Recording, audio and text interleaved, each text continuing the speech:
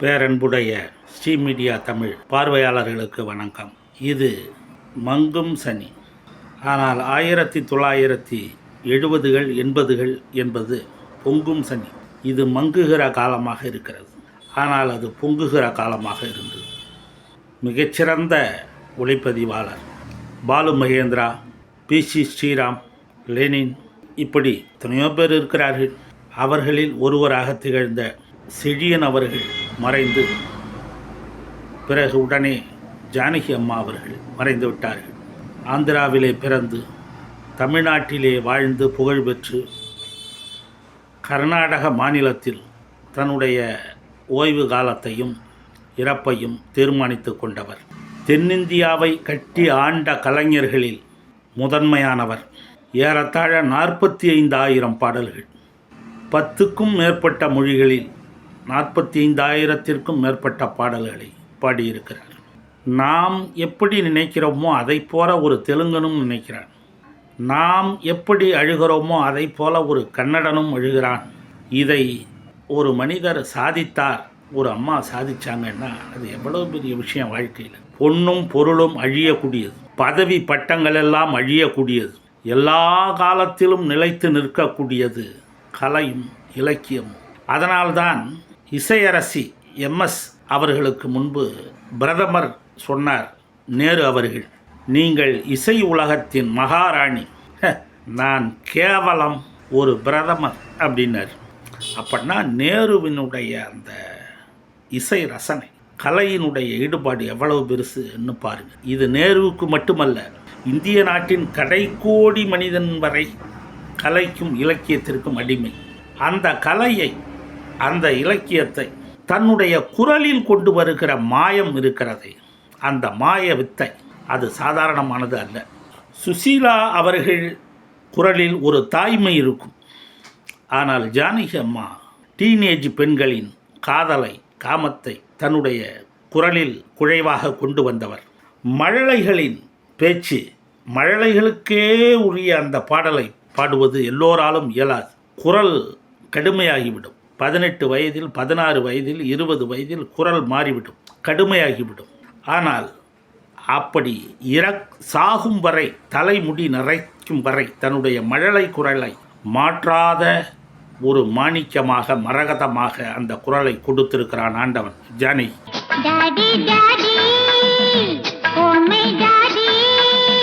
அந்த மழலையின் இனிமையை டீனேஜ் பெண்களின் குரலில் இணைத்து காதல் உணர்வு தோன்றும்படி பாடியவர். ஒரு அழகான பெண், டீனேஜ் பெண், குறும்புக்கார பெண் எப்படி பாடுவாள், எப்படி ரசிக்கும்படி பேசுவாள், பாடுவாள் என்பதை நம் கண்முன்னால் கொண்டு வந்தவர். எத்தனை ஆயிரம், எந்த கொம்பனுடைய பேச்சை கேட்டாலும் 2 முறைக்கு மேல் நாம் கேட்பதில்லை. ஆனால் பாடல்களை ஆயிரக்கணக்கான முறை கேட்கிறோம். கோயில்களில் 108 பாடப்படுகிறது, 1008 பூஜை நடக்கிறது. ஒரு நாளைக்கு 5 வேளை தொழுகிறார்கள் முஸ்லீம்கள். ஞாயிற்றுக்கிழமை தோறும் மண்டியிட்டு ஜெபிக்கிறார்கள் கிறிஸ்தவர்கள். தன்னுடைய நோக்கம் நிறைவேற வேண்டும், தன்னுடைய ஆசைகள் நிறைவேற வேண்டும் என்று இறைவனிடம் கையேந்துகிறார்கள். தன்னுடைய பாவம் கழிய வேண்டும், புண்ணியத்தை தேட வேண்டும் என்று தொழுகிறார்கள். இப்படி சில மரபுகள், கட்டாயங்கள் இருக்கிறது. ஆனால் பாடல்களை கேட்பதற்கு கட்டாயம் கிடையாது. ஒரு மாணவன் பரீட்சை எழுத வேண்டும், ஒரு வேலைக்கு போக வேண்டும் என்றால் இதையெல்லாம் அவன் இந்த தேர்வுகளில் தேர வேண்டும். கோயில்களுக்கு போனால் இந்த பாடல்களை பாட வேண்டும். எல்லா இடத்திலும் விதிகள் இருக்கின்றன, கட்டுப்பாடுகள் இருக்கின்றன, பயிற்சிகள் இருக்கின்றன. ஆனால் திரைப்பட பாடல்களை கேட்க வேண்டும் என்று ரசிகர்களுக்கு எந்த கட்டாயமும் கிடையாது, எந்த விதிகளும் கிடையாது. கேட்டால் கேட்கலாம், இல்லை என்றால் விட்டுவிடலாம். அந்த சுதந்திரம் இருக்கிறது. ஆனால் எந்த நிர்பந்தமும் இல்லாமல், கட்டுப்பாடும் இல்லாமல் ஆயிரக்கணக்கான முறை அந்த பாடல்களை நாம் கேட்கிறோம் என்றால் அதுவல்லவா படைப்பு, அதுவல்லவா பாடம். உன்னிடத்தில் என்னை கொடுத்தேன், உன்னை உள்ளமெங்கும் அள்ளி தெளித்தேன், உறவினில் விளையாடி வரும் கனவுகள் பல கோடி. இந்த பாடலை எத்தனை ஆயிரம் முறை கேட்டிருப்போம். கொத்து மஞ்சள் பட்டுச்சேலை கட்டத்தான் வேணும், முத்து முத்தா பச்சரிசி அல்லத்தான் வேணும், முல்லை வெள்ளி போல அன்னம் பொங்கத்தான் வேண்டும். நம்ம வீட்டு கல்யாணம், இது நம்ம வீட்டு கல்யாணம். இது இந்த பாடல் ஒலிக்காத கிராமங்களே இல்லை அந்த காலத்தில். நீ வருவாய் என நான் இருந்தேன், ஏன் மறந்தாய் என நான் அறியேன். இந்த கவிதையை கோடிக்கணக்கான மக்களுக்கு கொண்டு போய் சேர்த்தவர். கவிதைகளை கோடிக்கணக்கான மக்கள் புத்தகமாக வாங்கி படிப்பதில்லை, பேச்சாளர்கள் சொன்னாலும் கேட்பதில்லை. ஆனால் பாடகர்கள் கோடிக்கணக்கான மக்களிடம் இதை கொண்டு போய் சேர்ப்பது மட்டுமல்லாமல் பிற மொழியினரும் பாடக்கூடிய அளவுக்கு அதை கொண்டு போய் சேர்க்கிறார்கள். மயிலாடும் காட்டில் தனியாக அவரை, மயிலாடும் காட்டில் தனியாக அவரை பார்த்தாக்க சொல்லுங்களே, என் ஏக்கத்தை சொல்லுங்களே. மச்சான பார்த்தீங்களா? இந்த பாடலை விட்டு அந்த தலைமுறையின் வரலாற்றை எழுத முடியாது. கருத்த மச்சான், கருத்த மச்சான், கருத்த மச்சான், கஞ்சத்தனம் எதுக்கு வச்சா, புதுநெல்லு புதுநத்தில். இதில் அதை தான் நான் சொன்னேன். அந்த மழலைக்கே குழலினிது யாழினிது என்பர்தம் மக்கள் மழலை சொல் கேளாதவர்னு சொன்னானே.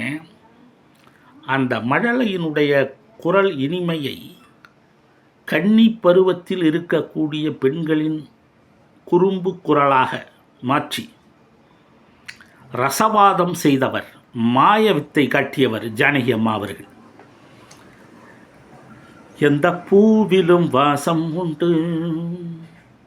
இந்த பாடல் ஒலிக்காத நாடு நகரம் இல்லை. பூவரசம்பூ பூத்தாச்சு, பூவரசம்பூ பூத்தாச்சு, பொண்ணுக்கு தேதியும் வந்தாச்சு.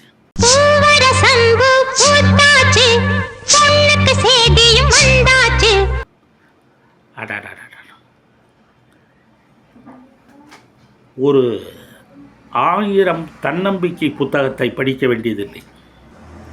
மோட்டிவேஷன் ஸ்பீச்சை 500 பேச்சை கேட்க வேண்டியதில்லை. காற்றுக்கென்ன வேலி கடலுக்கென்ன மூடி என்ற பாடலை கேட்டால் போதும்.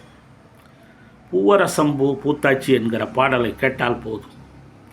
உன்னிடத்தில் என்னை கொடுத்தேன் என்கிற பாடலை கேட்டால் போதும். வசந்த கால கோலங்கள், வானில் விழுந்த கோடுகள் என்கிற பாடலை கேட்கும் பொழுது நம் இதயத்தை பிசைவது போல இருக்கும். ஏதோ ஒரு ஏக்கம், ஏதோ ஒரு தனிமை நம்மை வாட்டுவதைப் போல் இருக்கும்.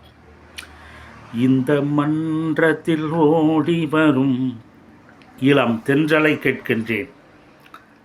அந்த காலத்தில் வானொலியில் இந்த பாடல்கள் ஒளிபரப்பப்படும். இந்த மன்றத்தில் ஓடி வரும் இளம் தென்றலை. இசையில் பாடல்களில் விருப்பம் இல்லாதவர்கள் கூட அந்த பாடல்களை எல்லாம் கேட்டு ரசித்தார்கள். பொதிகை மலை உச்சியிலே புறப்படும் தென்றல் தமிழ் இலக்கியத்திற்கு ஒரு அழியாத தொண்டு அம்மையார் ஜானகி அவர்கள் செய்திருக்கிறார்கள். பொதிகை மலை உச்சியிலே புறப்படும் தென்றல், இந்த பாடல் தமிழ் இருக்கின்ற வரை இருக்கும், பக்தி இலக்கியம் இருக்கின்ற வரை இருக்கும். காதலின் பொன் வீதியில் காதலன் பண்பாடினான், என் மனதினிலே உன் நினைவுகளை நான் அள்ளி வந்தேன் உனக்காக. இந்த வாசலிலே ஒரு காவலில்லை என்று வரும் அந்த பாடல்கள். கவியரசர்களுடைய பாடலாசிரியர்களுடைய வரிகளை சாகாத இலக்கியமாக ஆக்கியது பாடகர்கள்தான். முதல் மரியாதை படத்தில் வெட்டி வேறு வாசம். இந்த உலகத்தில்தான் துன்பத்தை, தோல்வியை, கஷ்டங்களை, நஷ்டங்களை வைத்தான், சித்திரவதைகளை வைத்தான், நோய் நொடிகளை, பிணிகளை, பீடைகளை வைத்தான். ஆனால் இந்த உலகத்தில்தான் சொர்க்கத்தையும் வைத்தான். இந்த உலகத்தில்தான் இன்பத்தை, மகிழ்ச்சியை, உற்சாகத்தை, உல்லாசத்தை வைத்தான். ஒரு அவ்வைக்கு நெல்லிக்கனியை கொடுத்தான் அதியமான். அந்த நெல்லிக்கனியை கோடிக்கணக்கான மக்களுக்கு கொடுத்தால் எப்படி இருக்கும்? சாகா அந்த நெல்லிக்கனியை சாப்பிட்டால் சாவே வராது.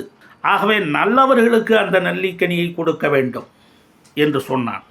அந்த நெல்லிக்கனியை கோடிக்கணக்கான மக்களுக்கு கொடுத்தவர்கள்தான் பாடலாசிரியர்கள், பாடகர்கள், இசையமைப்பாளர்கள். நல்லார் ஒருவர் உளரேல் அவர் பொருட்டு எல்லோருக்கும் பெய்யும் மழை என்பதைப் போல அவர்கள் எல்லோருக்காகவும் மழையாக பொழிந்தார்கள். எங்கெங்கோ சிவாஜிக்க ஒரு அருமையான காதல் பாடல், எங்கெங்கோ செல்லும் என் எண்ணங்கள், இது ஒரு நிலா காலம். டிக் டிக் படத்தில் இது ஒரு நிலா காலம். மறக்கவே முடியாத உதிரிப்பூக்கள் படத்தில் அழகிய கண்ணே உறவுகள் நீயே, அழகிய கண்ணே உறவுகள் நீயே. டி ராஜேந்தருடைய இசையில் தியாகராஜனும் சரிதாவும் பாடுகிறக்கூடிய விதவிதமாக வித்தை காட்டி பாடுவார் எஸ்பி. சொற்களை மட்டுமல்ல, மொழியை மட்டுமல்ல, ராக ஆலாபனை மட்டுமல்ல, விதவிதமான குரல் ஜாலங்களை என்னால் செய்ய முடியும், ஒலிகளை என்னால் எழுப்ப முடியும் என்று அற்புதமாக காட்டியிருப்பார் எஸ்பி. நெஞ்சம் பாடும் புதிய ராகம் வர்ணஜாலத்தை செய்கின்றவன். அந்த பாடலில் ஜானகியம்மா அப்படி கொடுப்பாங்க பாருங்க. அந்த காதலுடைய ஏக்கத்தையும் காமத்தினுடைய பார்வையையும் தன்னுடைய குரலில் காட்டியிருப்பார். ஆகாய கங்கை, இந்த பாடலை விரும்பாத இளைஞனே கிடையாது. தலைமுறைகளை தாண்டிய காலத்தில் அழியாத காவியம். காற்றில் எந்தன் கீதம், ஹே பாடல் ஒன்று, 1000 தாமரை முட்டுக்களே, ஒரு கிளி உருகுது ஒரு மயில் பழகுது, டாடி டாடி ஓமை டாடி. இது அந்த மழலை சிறுவர்களுக்கு உரிய குரல், சிறுமிகளுக்கு உரிய குரலை கொடுக்கக்கூடிய மகத்தான பாடகியாக ஜானகி அம்மா அவர்கள் இருந்தார்கள். ஐ ஆம் எ லிட்டில் ஸ்டார், ஆவேன் நான் சூப்பர் ஸ்டார், சிலம்பரசனுக்காக பாப்பா பாடும் பாட்டு கேட்டு தலையை ஆட்டு. நான் நினைத்தேன் இத்தனை காலமாக கலைக்கு, இலக்கியத்திற்கு, பாடல்களுக்கு, இசைக்கு ஜாதி இல்லை, மதம் இல்லை, மொழி இல்லை என்று தான் நினைத்து கொண்டிருந்தேன்.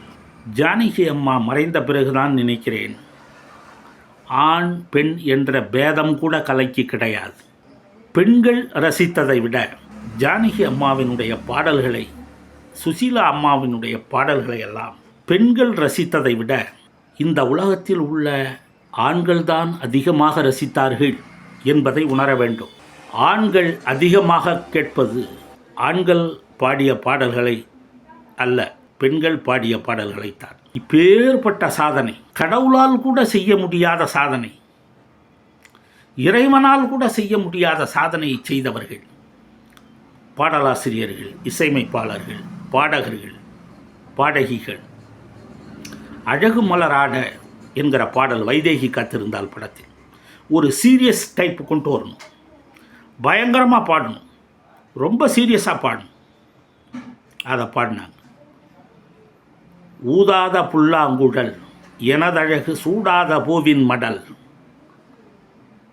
பூங்காற்று என் மீது பட்டாலே போதும் என் மேனி நெருப்பாக குதிக்கின்றதே, என் மேனி தரிசாக கிடக்கின்றதே, சூடாத பூவின் மடல், நான் ஊதாத புல்லாங்குழல் எனதழகு சூடாத பூவின் மடல், என் மேனி தரிசாக கிடக்கின்றதே. எவ்வளவு அழகாக கவித்துவமாக எழுதியிருக்கிறார். அதை அவர்கள் பாடவில்லை என்றால் அந்த சுவை, அந்த உயர்ந்த தரம் கோடிக்கணக்கான மக்களுக்கு போய் சேர்ந்திருக்குமா? கடலோர கவிதைகளில் அடியாத்தாடி என்கிற பாடலில் அந்த கடல் அலைகள் வந்து மோதும், அந்த இயற்கை காட்சிகள் நம்முடைய நெஞ்சை அள்ளும். அதை போல அந்த குரலும் நம்மை விட்டு மறையாத அளவுக்கு இருக்கும். அந்த காட்சிகள் கவிதையாக இருக்கும். அந்த படத்தை பார்க்காத போது கூட இந்த பாடலை கேட்டால் அந்த காட்சிகள் எல்லாம், அந்த காலங்கள் எல்லாம் நம்முடைய கண் முன்னால் வரும். இந்த குரல் செய்த ஜாலம் அப்படி. தங்கச் சங்கிலி மின்னும் பைங்கிலி ஏனோ தயங்கியது இந்த பாடல். இப்படி சொல்லிக்கொண்டே போகலாம். அமர உலகத்தில் சாகாத இலக்கியமாய் நீ வாழ்ந்தது மட்டுமல்ல, எங்களையும் சாகாமல் செய்து விட்டாயே, எங்களையும் அமரநிலை எய்த வைத்து விட்டாயே. தாயே வணக்கம். சென்று வா, வென்று வா, மரணத்திற்கு பிறகும் வாழ்கிறாய், எங்களையும் வாழ வைத்தாய். ஜானகி என்கிற பெயர் ராமாயணம் இருக்கும் வரை இருக்கிறதோ இல்லையோ, ராமாயணத்தில் ஜானகியை மக்கள் மறந்து விட்டார்கள். ஆனால் எங்கள் காலத்து ஜானகி அம்மாவை யாராலும் மறக்க முடியாது, இனி எந்த காலத்திலும் மறக்க முடியாது. நன்றி, வணக்கம்.